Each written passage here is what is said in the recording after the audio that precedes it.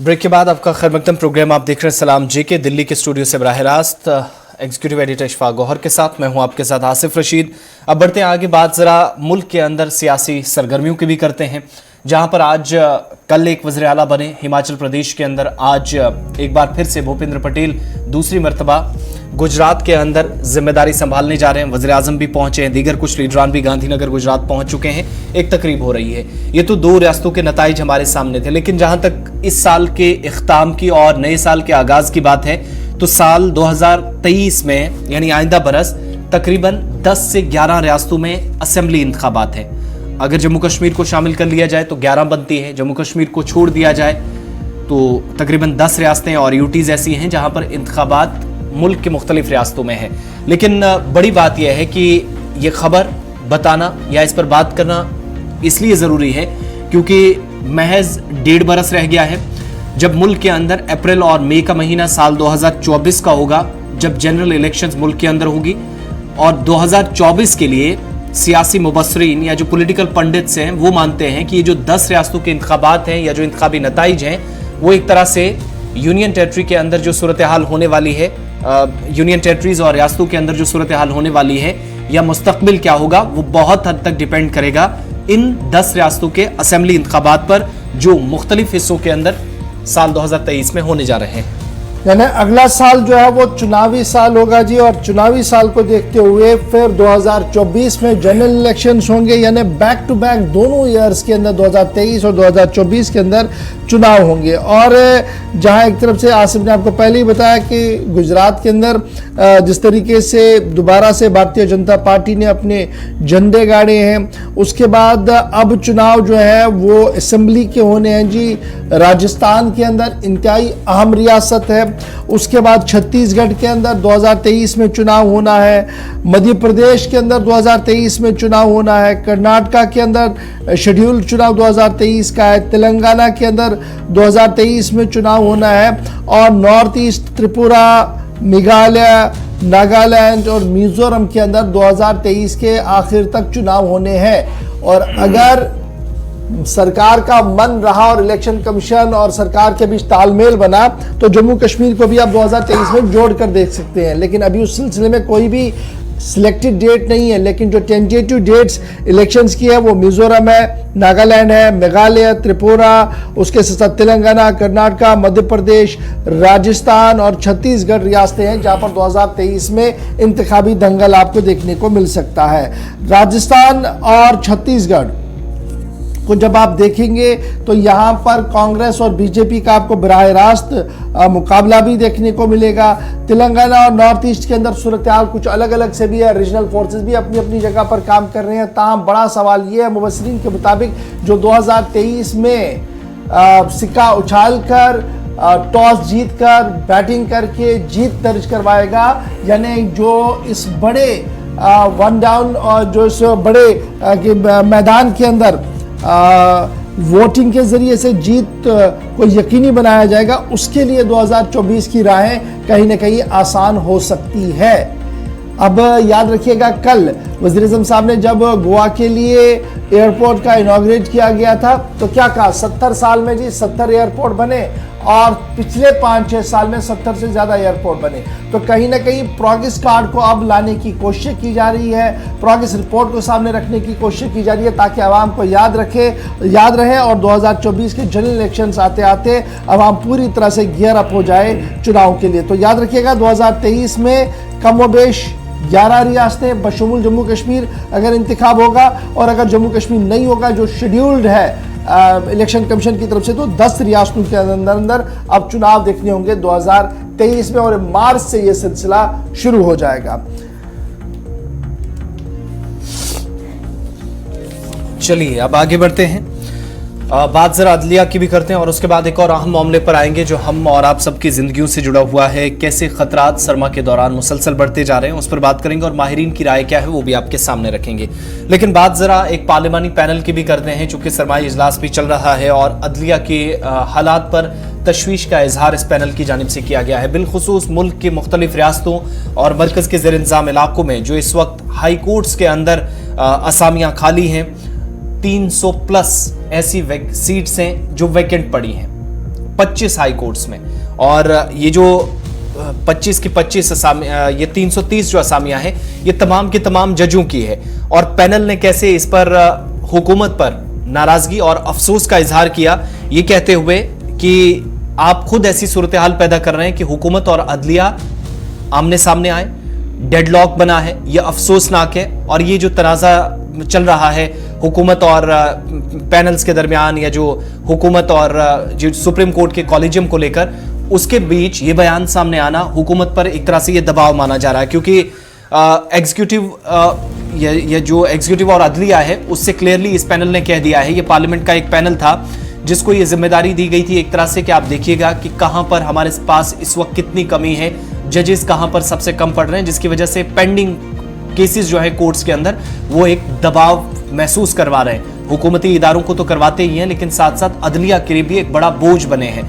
और जब पैनल ने इसकी गहराई पर जाकर देखा, तहकीक की, तो पता चला कि आज के वक्त में भी 25 हाई कोर्ट्स के अंदर मुल्क की मुख्तलिफ रियासतों में 330 जजों की असामियां खाली हैं, जिसका बराह रास्त असर अदलिया पर पड़ा है, बोझ काफी ज्यादा पड़ा है। और जो केसेस आज की तारीख में शायद जिनका मसला हल हो जाना चाहिए था, वो ना होने के सबब मुसलसल बढ़ते जा रहे हैं। और वो जो तारीख पे तारीख वाला एक फॉर्मूला है या डायलॉग कह लीजिए, वो मुसलसल बढ़ता जा रहा है। मरकजी वजारत जो है, लॉ मिनिस्ट्री जो है, उसके तबसरे से बिल्कुल भी इस पैनल ने कोई इत्तफाक नहीं किया, कहा कि वो इससे मुत्तफिक नहीं है, जिसमें कहा गया था कि जो आला इदारे हैं, जजों की खाली असामियों को पूरा करने का वक्त हमारे पास है, लेकिन हम इसके लिए आइडेंटिफाई कर रहे हैं, यानी कौन सा जज कहां पर होगा, उनकी फिर अहलियत भी देखी जाती है, सारी चीजें।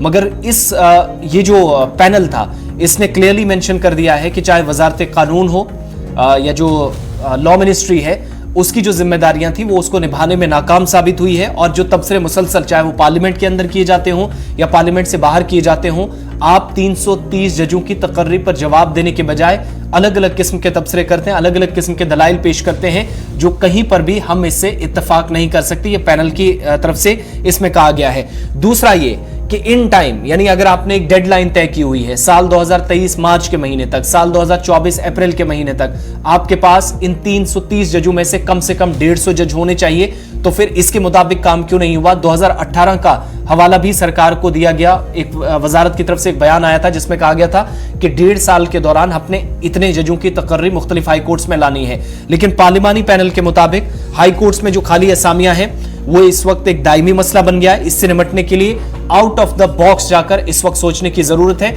और यह जिम्मेदारी पैनल ने क्लियरली मेंशन किया कि हमारी नहीं, मुतलका वजारत की है। यही वजह है कि आप अदलिया और हुकूमती इदारों को आमने सामने लाकर खड़ा कर रहे हैं। अब जाकर आउट ऑफ द बॉक्स सोचिए, बसूरत दीगर टकराव वाली सूरत हाल पैदा हो सकती है। चलिए जनाब, जजों की तैनाती को लेकर कॉलेजियम की और सरकार के बीच जो पिछले कई दिनों से तनातनी चल रही थी, उस पर जस्टिस नज़ीर और दीगर लोगों के भी बयान सामने आए हैं। ताहम आज ये दूसरी खबर आसिफ रशीद ने आपके सामने रख दी है। फिलहाल जरा जम्मू कश्मीर के माहौलियात की बात करते हैं। और कहा जा रहा था कि जम्मू कश्मीर का आबो हवा बेहतर है, यानी हवा इतना बेहतर है कि अगर बीमार भी आ जाए वो भी रूबत सेहत होकर वापस चला जाए। और पानी के अंदर इतनी हरारत और इतनी रवानियत और इतनी शफाफियत है कि वो बिना डिस्टिलाइज करके भी पिया जा सकता है। हालात क्या है कि 2 बच्चों की मौत हुई है, अगरचे अभी सरकारी तौर पर उसकी तस्दीक होना बाकी है कि क्या ये पीने के पानी की वजह से हुई है या कोई और है, लेकिन बुनियादी तौर पर इशारे यही मिल रहे हैं। और हवा की बात करते हैं तो हवा अभी अब आहिस्ता आहिस्ता करके आलूदा हो रही है। गुज़श्ता दिनों हमने आपको बताया कि डॉक्टर सिकिम्स ने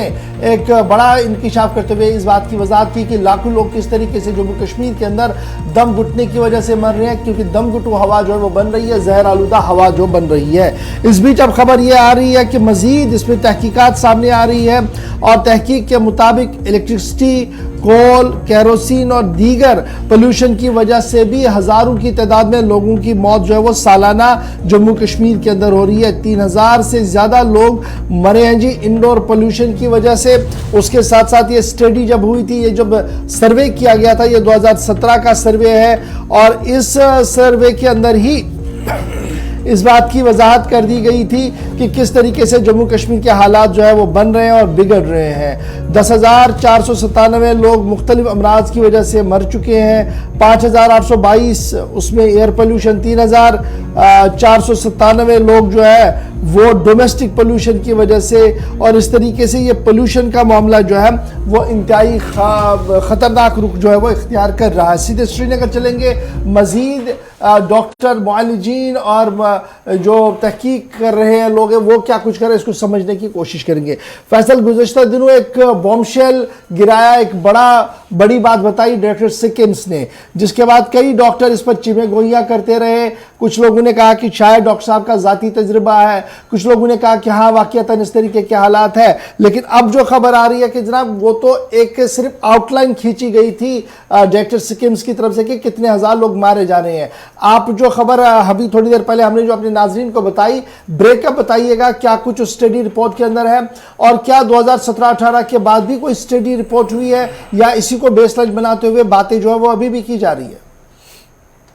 देखिए, जब हम एयर पोल्यूशन की बात करते हैं तो जम्मू कश्मीर की आवाम समझ रहे हैं, उनको पता है कि एयर पोल्यूशन क्या होता है, लेकिन एक चीज उनको बताई जा रही है कि अब डोमेस्टिक पोल्यूशन यानी वो पोल्यूशन जो कि उनके साथ साथ ही रहता है, चाहे वो कोयले के जरिए हो, इलेक्ट्रिसिटी के जरिए हो, या उसके साथ साथ जो बाकी हीटिंग अप्लायंस हम इस्तेमाल करते हैं विंटर्स में, तो वो भी कहीं ना कहीं पोल्यूशन का एक कॉज बन सकता है। लेकिन अब जब आम लोगों को ये बताया गया कि इससे भी पोल्यूशन होता है, करीबन 3400 के करीब लोग इसे अभी तक मर चुके हैं। और जो सर्वे की बात आप करें 2017 में किया गया था, जिसे बताया गया कि 10,000 से ज्यादा लोग जो है हर साल यहाँ पे पोल्यूशन की वजह से मरते हैं, डिफरेंट पोल्यूशन, जिसमें बताया कि एयर पोल्यूशन जो है उससे करीबन 6,000 के करीब लोग मरते हैं। और जो अब डोमेस्टिक पोल्यूशन की बात आ रही है उससे करीबन 3400 के करीब अमवात हुई है। तो इसमें देखने वाली बात यह है कि किस तरीके से आम लोगों को बताया जाए कि डोमेस्टिक पोल्यूशन है क्या, क्योंकि जिस तरह से मैंने पहले कहा कि जो एयर पोल्यूशन है इससे आम लोग यहाँ के अवेयर है, उनको पता है किस चीज से होता है, ट्रांसपोर्ट से होता है, फैक्ट्री से होता है, या बाकी जो चीजें उनसे ये होता है। लेकिन जो डोमेस्टिक है वो तो आम लोगों के साथ साथ ही होता है। खासकर जिस तरह से मैंने पहले कहा कि हम विंटर इस वक्त चल रहे हैं, तो आम लोग पहले ही विंटर से पहले ही कोयला बनाना स्टार्ट करते हैं, तो वो भी एक मेन फैक्टर है डोमेस्टिक पोल्यूशन का। और उसके साथ साथ जो आजकल हम हीटिंग अप्लायंस इस्तेमाल करते हैं, ब्लोवर है, रूम हीटर है, बाकी चीज इलेक्ट्रिसिटी है, इवन इससे भी है कि एक मेन कंपोनेंट है डोमेस्टिक पोल्यूशन का। और इसके साथ साथ जिस तरह से मैंने कहा कि कोयला जो मेन फैक्टर रहता है, क्योंकि आम लोगों को आज तक पता ही नहीं है कि जो कोयला हम कांगड़ू में लेते हैं, जो हम 2400 घंटे अपने साथ रखते हैं, ये भी एक मेन फैक्टर है इसका। अब कहीं ना कहीं आम लोगों को इस चीज के लिए अवेयर करने की जरूरत है। हालांकि आपने पहले ही कहा कि जो आउटलाइन दी थी या पहले हम इनिशियल रिपोर्ट दी थी डायरेक्टर स्कीम, तो अब इस पर कहीं ना कहीं इम्प्लीमेंटेशन की जरूरत है। आम लोगों को बताना है कि डोमेस्टिक पोल्यूशन है क्या। अच्छा जी फैसल, बड़ा इंपॉर्टेंट है, जब हम पोल्यूशन की बात करते हैं, जब हम ये बात बताते हैं कि जनाब आब हवा खराब हो रही है, तो इसकी शऊरी बेदारी के लिए कोई अमली कदम अभी तक नहीं है कैंपेन के तौर पर। फिर हमने देखा था कि लास्ट टाइम ऑक्सीजन जोन्स बनाए गए थे और ये कहा गया था कि ये जनाब ऑक्सीजन जोन्स हमने बनाने ताकि माहौलियात के अंदर शुद्ध हवा मिले, और कुछ जगहों पर कामयाबी हुई है, कुछ जगहों पर बिल्कुल नाकामी हुई है। लेकिन ओवरऑल जो शजरकारी और जिस तरीके से ग्रीन जोन शहर के अंदर और शहर के बाहर बनाने हैं, क्या हुकूमत की नज़र इन सभी चीज़ों पर है? नए मास्टर प्लान में इनकी जगह दे दी गई है? देखिए, आपने मास्टर प्लान की बात की तो कुछ दिनों पहले ही एक रिपोर्ट आई थी कि मास्टर प्लान से डिले रिसोर्स की वजह से उसमें डिले हो रहा है, यानी रिसोर्सेस हुकूमत के पास नहीं हो। तो ये मास्टर प्लान की जब हम बात करते हो तो वो मास्टर प्लान के लिए जो काम होना चाहते थे वो हो नहीं। जहां तक आप पोल्यूशन की बात करें तो आप देखिए दिन ब दिन जो है डिफॉरेस्टेशन होती हुई नजर आ रही है।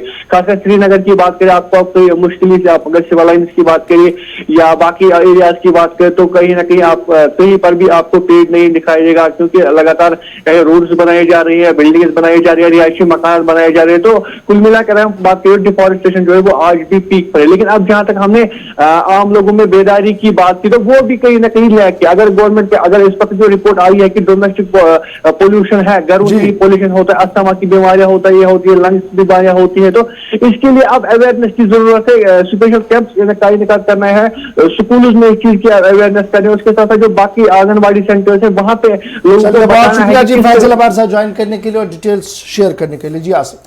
चलिए, ये बात माहौलियात के हवाले से हो रही थी, तो हुकूमत का एक और मंसूबा है कि माहौलियात को बेहतर किया जाए, सयाहत को फ़रोग मिले। इसके लिए आने वाले दिनों के अंदर एक और फेस्टिवल वादी कश्मीर के अंदर होगा। जैसे पिछले दिनों हमने देखा कि हाउस बोट जो फेस्टिवल है उसका इनेकाद डल झील में बड़ी खूबसूरती के साथ अंजाम दिया गया, लेकिन अब आने वाले दिनों के अंदर जो वादी कश्मीर के अंदर इस वक्त वेट लैंड्स के ऊपर जो परिंदे बाहर के ममालिक से पहुँच रहे हैं, या जिनको मुहाजिर परिंदे कहते हैं, मेहमान परिंदे कह लीजिए, लाखों की तादाद में इस वक्त वैली पहुंच रहे हैं, उसके लिए भी एक फेस्टिवल का इनेकाद, यानी जो वेटलैंड्स है वहां पर ये पहुंचने वाले जो परिंदे हैं बेशतर हिस्सों के अंदर इस वक्त पहुंच चुके हैं, उसके लिए भी एक फेस्टिवल की तैयारियां की गई हैं। और सरमद हफीज जो कि सेक्रेटरी हैं टूरिज्म के, उनका एक बयान सामने आया। तकरीब के मौके पर उनकी तरफ से कहा गया कि हाउस बोट फेस्टिवल का इनेकाद भी इसलिए था ताकि टूरिज्म की तरफ लोग ज़्यादा से ज़्यादा आएँ, इसके साथ जुड़े, मकामी सतह पर जो काम करने वाले लोग हैं, नुकसानात की भी भरपाई का एक मकसद इसके पीछे हमारा है। दूसरा, जिस तरीके से वो प्रोग्राम मुनाकिद हुआ, ऐसे ही जो हिजरत करने वाले परिंदे हैं वैली पहुंचते हैं, और आज पहुंच भी रहे हैं, कुछ पहुंच चुके हैं, बड़ी तादाद में पहुंचे हैं, मुख्तलिफ ममालिक से यहाँ पर आए हैं। और सयाहती मकामात को खुला रखने के लिए बड़ा कदम यह होगा कि न सिर्फ एक फैसला लिया गया है जिसके तहत इन मकामात को खुला रखा जाएगा, बल्कि अब फेस्टिवल का इनेकाद वाइल्ड लाइफ के साथ मिलकर परिंदों को देखने का मेला भी मुनाकिद होने जा रहा है, और अगले हफ्ते इसकी शुरुआत होने जा रही है। कुछ दिनों तक इसी तरीके से सिलसिला चलेगा।